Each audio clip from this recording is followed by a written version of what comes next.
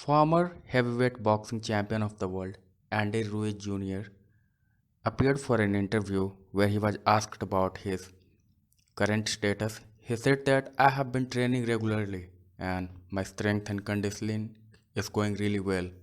So I'm keeping an eye on that division and trying to find out if I can fight anybody.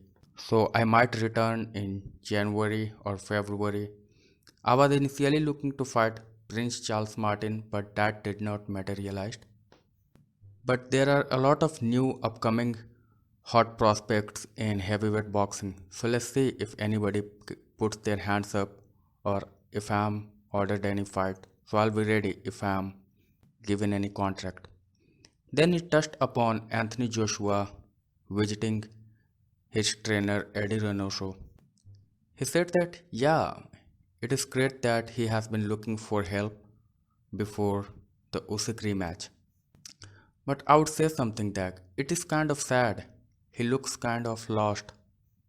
Even in his fight as well, when he came to fight, it looked like he did not knew what the game plan was. And it has been a prevalent narrative, the game plan. Because the same question was asked to Anthony Joshua, and he said that I don't know the game plan. Asked the team what was the game plan. I didn't knew that. Anthony Joshua promoter Eddie Hearn echoed the same sentence last week that Anthony Joshua did not knew the game plan or he did not trusted the game plan that he was given. So he said that he is looking for help all over, but he should understand something. He is two-time boxing champion and he should return to being the dog that he were. He is a great fighter, he is a great boxer. So he should go in and use his strength, his size, and his boxing abilities and not think too much because it looks like he is thinking too much about Alexander Usyk and his skills and he has forgot what he can do.